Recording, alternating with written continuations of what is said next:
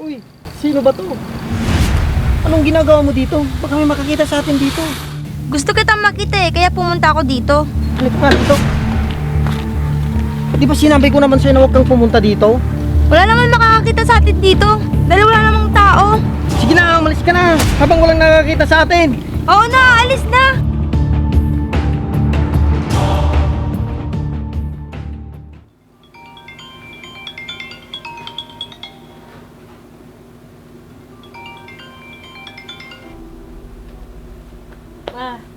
Pa, umising ka na. Mamaya, aga-aga pa eh. Wala si Manang ngayon, umuwi ng probinsya. Magluto ka na ng almusal, papasok pa yung mga bata. Bumangon ka na, wala si Manang. Bakit ngayon mo lang kasi sinabi na wala si Manang? Biglaan lang siyang tinawagan kahapon na umuwi. Hindi ko naman mapigilan dahil may sakit yung tatay niya. Ano pa nga bang magagawa ko? Sige na, magluto ka na ng almusal natin. Mamaya nandyan na yung sundo ng mga anak mo. Ano bang gusto mong almusal? Tumingin ka na lang sa ref ng pwedeng lutuin. Yung madaling lutuin lang ang lutuin mo. Sige.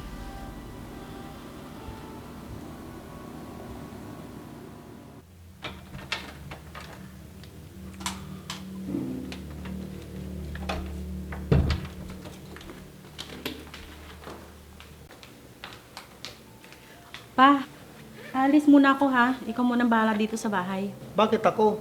Dapat ikaw yung may iwan at ikaw yung gagawa ng gawaing bahay. Ano ka ba? Buti nga ikaw, may mapagkakatiwalaan ka magbantay sa shop mo. Siyempre naman, kailangan pa rin naman nila ako doon. Alangan yung trabaho ko naman ang isakripisyo ko. Sayang naman yung pinaghirapan ko kung babaliwalain ko lang. Ano pa nga ba? Di naman ako manalo sa'yo, di ba? Sige na, alis na ako. Ikaw nang bahala sa mga anak natin mamaya.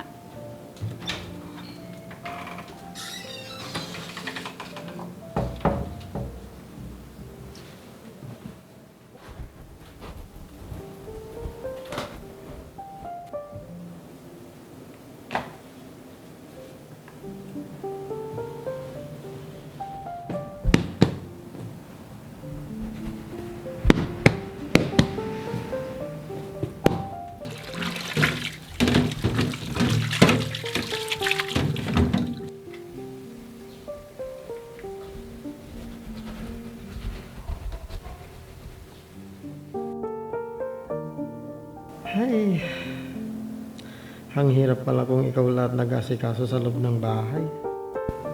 Makapagpahinga nga muna.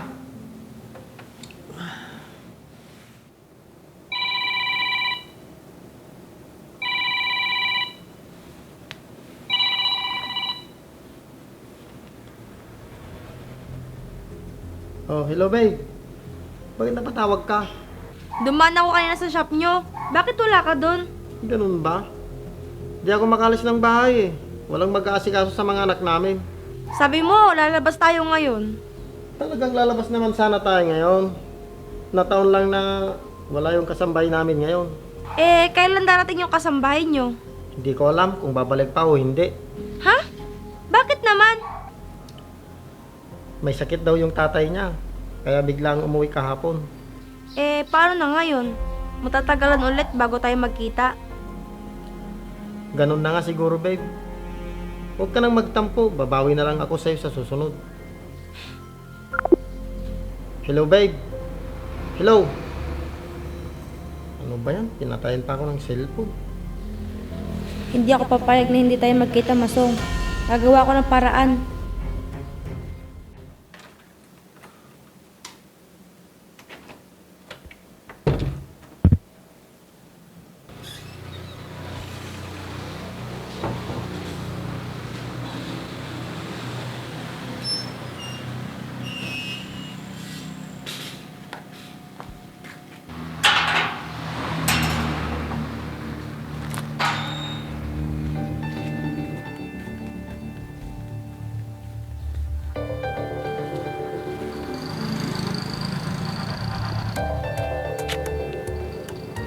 Uy, sino ba to?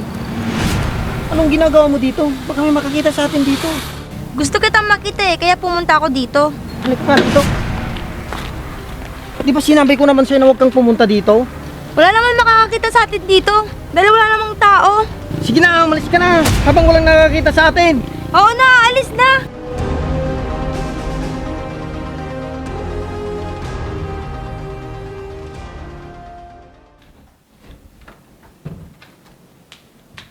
Ay pa, huwag mo na pala sunduin yung anak natin mamaya.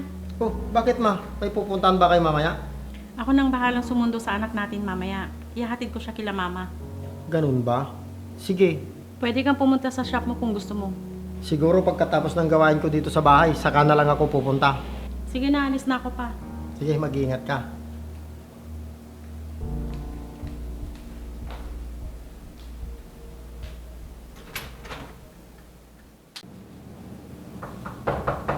Sandali lang.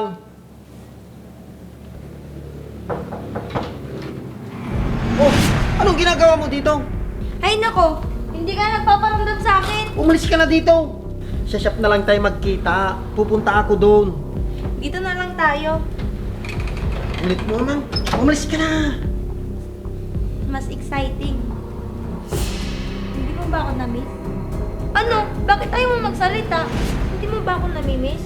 Ano ka ba, Sheila? Baka may biglang dumating. Ikaw naman, ngayon nga lang tayo nagkita. Hoy!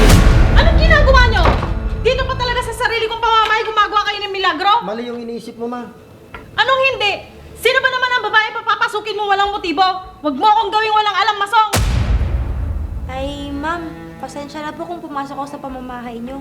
Lumayas kang babae ka kung ayaw mo kalagkarin kita palabas! Ay, ma'am, mag-a-apply po sana ako ng kasambahay. Sabi po kasi ni sir, nagharap daw po kayo. Ha? Totoo ba ang sinasabi ng babaeng tumasong? Oo, ma. Nagtatanong kasi siya kung meron siyang mapapasukan dito na kasambahay. Oo, ma'am. Sabi po kasi ni sir, nagbakasyon daw yung dati niyong kasambahay. Kaya naghahanap po kayo. Totoo po ba yun? Oo, totoo nga yun. Kung ayos na po sa inyo, ma'am, pwede na pa ako mag-umpisa bukas. O sige, mag-umpisa ka na bukas. Sige po, ma'am. Sir, muna na po ako. O sige, agahan mo bukas. Sige po.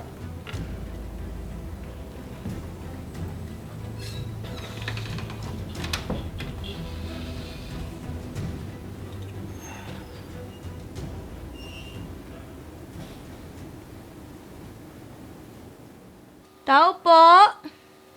Tao po! Oh, pa, si Sheila na yata yun. Pagbuksan mo na. O, sige.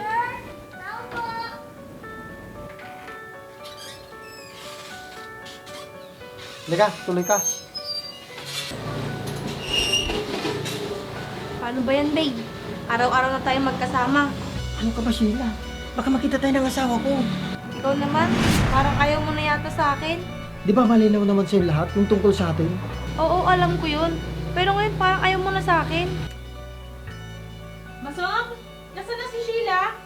Pasok ka na sa loob para makapagluto ka ng almusal. Sige.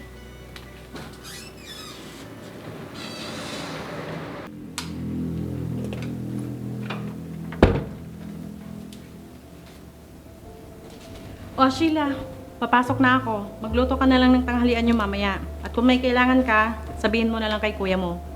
Opo, ma'am. O sige na, alis na ako.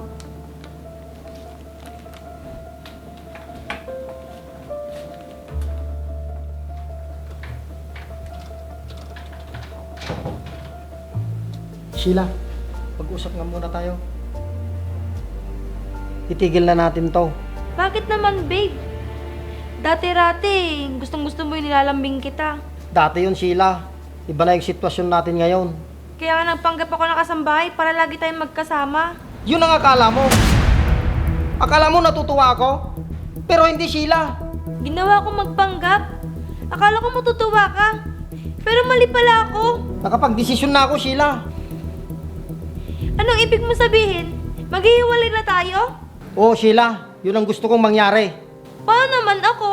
Di ko masitmura sa sarili naming bahay na niloloko ko ang asawa at anak ko.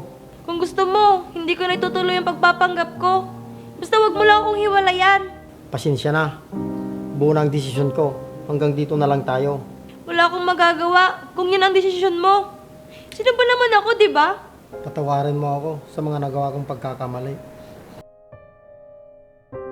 Di ko kayang masira ang pamilya ko para lang sa panandali ang kaligayahan.